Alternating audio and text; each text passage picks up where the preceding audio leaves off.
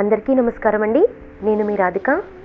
మాఘమాసంలో 26వ రోజు 26వ అధ్యాయము ఈరోజు తెలుసుకుందాము.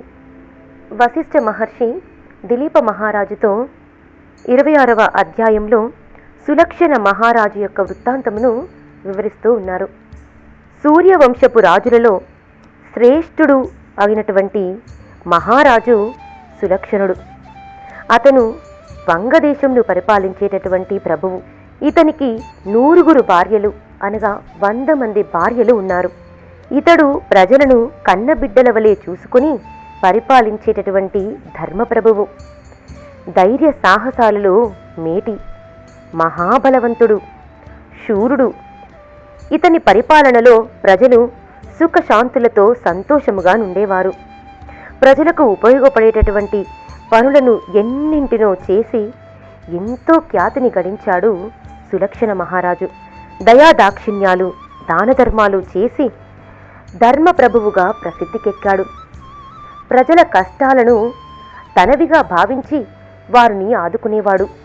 ఇతని పరిపాలనలో చోరభయత్వాలు మచ్చుకైనా కానవచ్చేవి కావు. అంటే దొంగతనాలు కానీ ఏ విధమైనటువంటి హాని కానీ జరగకుండేటువంటిది. ప్రజలు సుఖ సంతోషాలతో ఉండేవారు. వారికి ఎలాంటి భయము కూడాను ఉండేది కాదు. ఈ ధర్మప్రభువు నిత్యము ఐశ్వర్య సంపదలతో తులతూగుతూ ఉండేవాడు. కానీ ఎంత ఉంటే ఏమి లాభం? అంతటి ధర్మప్రభువు కూడా సంతానలేమితో బాధపడుతూ ఉండేవాడు. అంటే సులక్షణ మహారాజుకి సంతానం లేకపోవడం మూలంగా అతను చాలా బాధపడుతూ ఉండేవాడు. పుత్ర సంతానం లేకపోవటం అతన్ని చాలా కృంగదీస్తూ ఉండేది. పుత్రులు లేని వారికి పున్నాగ నరకమే గతి అనుకుంటూ బాధపడేవాడు. అపుత్రస్య గతిర్నాస్తి అని అంటారు కదా పెద్దలు. పుత్రులు లేకపోవటంతో ఆ ప్రభువు పలు విధములుగా చింతిస్తూ ఉండేవాడు.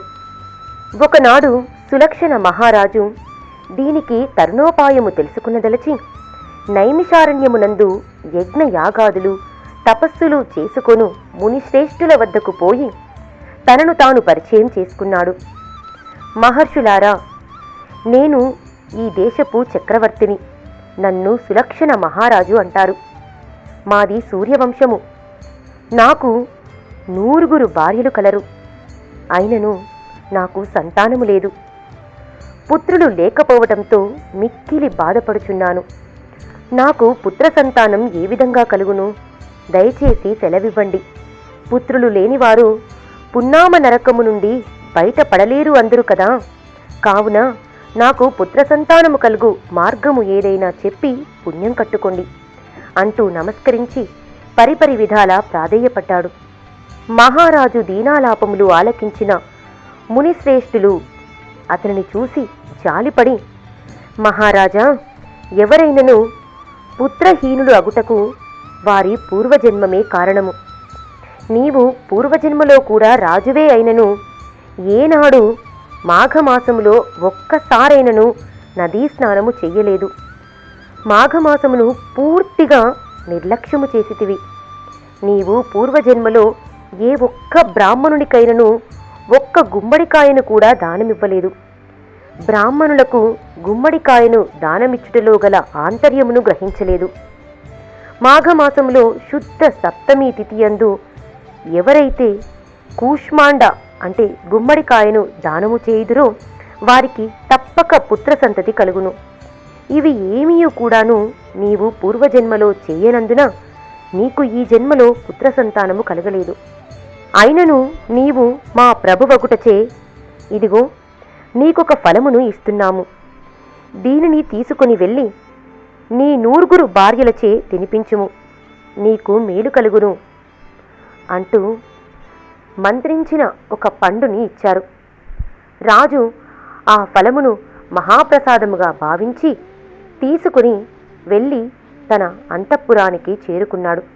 మహారాజు అంతఃపురంలో ప్రవేశించి భార్యలకు తాను తీసుకుని వచ్చిన ఆ మంత్రించిన ఫలమును గురించి వివరించి చెప్పాడు.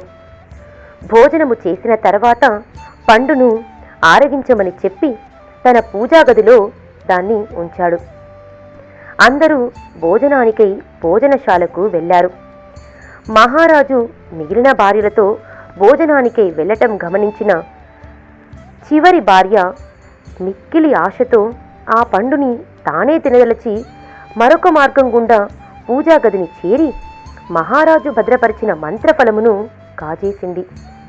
ఎవ్వరికీ తెలియకుండా ఆ మంత్రఫలమును భుజించి మరలా మిగిలిన భార్యలతో కలిసి ఏమీ తెలియని దానివలే మామూలుగా అందరితో పాటు కలిసి తిరగసాగింది. మహారాజు తన భార్యలతో సహా భోజనము ముగించి మంత్రించిన ఫలము కోసం చూసేసరికి ఏముందక్కడ? ఒక్క బంగారు పళ్ళెం తప్ప పండు లేదు. పండు కోసం పలుమార్లు వెతికాడు మహారాజు. తీవ్ర కోపంతో అందర్నీ అడిగాడు. మాకేం తెలియదన్నారు అంతా. ఎంతో కష్టపడి ఇంతకాలానికి మహామునుల అనుగ్రహం వల్ల పొందిన సంతాన ఫలమును పోగొట్టుకుంటిని కదా అని బాధపడ్డాడు. విలపించాడు. ఆ దిగులుతో కృంగిపోయి మంచం పట్టాడు. కృషించిపోయాడు. ఇదంతా గమనిస్తున్న చిన్న భార్యకు భర్తపై జాలి కలిగింది. పశ్చాత్తాపపడింది. భర్తకు నిజం చెబితే గాని తన మనోవ్యధ తీరేటట్లు లేదనుకుని ఎవరూ లేని సమయం చూసి భర్త గదిలోనికి ప్రవేశించింది. అలికిడి విన్న మహారాజు ఎవరది అంటూ బిగ్గరగా అరిచాడు. ఆమె అదిరిపోయింది.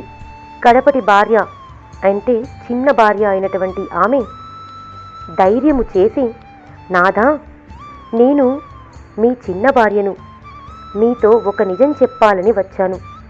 మీరు పోయిందనుకున్న మంత్రఫలమును తిన్నదానిని నేనే. మీకు భయపడి మాట్లాడలేకపోయాను, క్షమించండి అంటూ మహారాజు పాదాలపై పడి వెక్కి వెక్కి ఏడవసాగింది. ఒక్కడైనా వంశాంకురము ఉద్భవించబోతున్నందుకు మహారాజు శాంతించి తనని లెమ్మని చెప్పి ఓదార్చి అక్కున చేర్చుకున్నాడు. పుత్రుడు కలగబోతున్నందుకు పుట్టెడు సంతోషము చెందిన మహారాజు గారాబంతో కడపటి భార్యను చూసుకోసాగాడు. కడపటి భార్య అంటే చిన్న భార్య గర్భవతి అయి పుత్రుని కనబోతోందని గ్రహించిన మిగిలిన భార్యలు ఈర్ష అసూయలతో ఉడికిపోయారు. ఆమెకు పుత్రుడు కలిగినచో మహారాజు తమను నిర్లక్ష్యం చేస్తాడని భావించారు. రాజు తమను సరిగా చూడడని భావించిన మిగిలిన భార్యలు కుట్ర పన్ని చివరి భార్య తినే ఆహారంలో పెట్టుడు మందును పెట్టారు.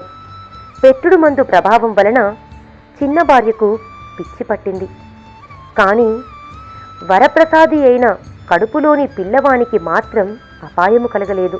ఎందుకనగా తన కడుపులో పెరుగుచున్నటువంటి పిల్లవాడు మునుల యొక్క వరప్రసాదం కాబట్టి అతనికి ఏమీ అపాయము కలగలేదు.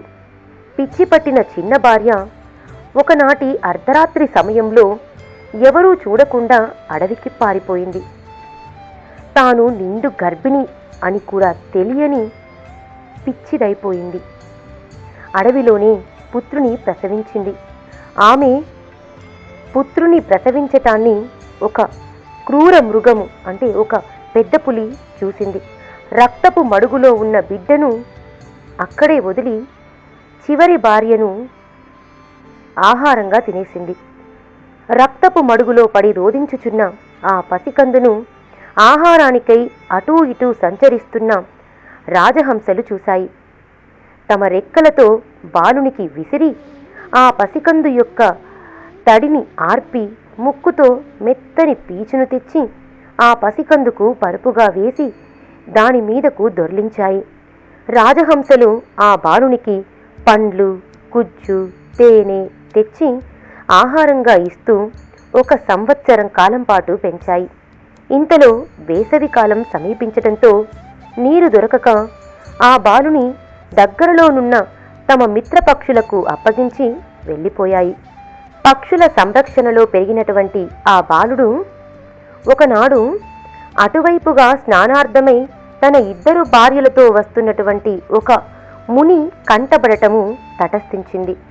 ముద్దుల మోముతో, బుడిబుడి నడకలతో, ముద్దులకు మురిపాలతో, హంసలతో కనిపిస్తున్న ఆ బాలుని చూడగానే వారు కడు ఆశ్చర్య సంతోషాలతో ఉబ్బి తబ్బిబ్బై తమ వెంట తెచ్చుకుని పెంచుకొనసాగారు.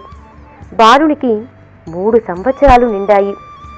ముద్దు ముద్దు మాటలతో మాట్లాడటం వచ్చింది.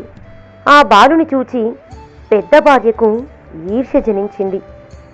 వీడు నా సవతి కొడుకు అనుకుంటూ ఒకనాడు బాలుడు ఆడుకుంటూ ఉండగా ఎత్తుకొని పోయి అడవిలో దిగబెట్టి వచ్చింది. భర్త అడిగినను కూడాను నాకేం తెలియదు అంటూ నిజాన్ని దాచింది ఆ అసూయాపరురాలు. మిగతా భాగాన్ని రేపటి అధ్యాయంలో తెలుసుకుందాము.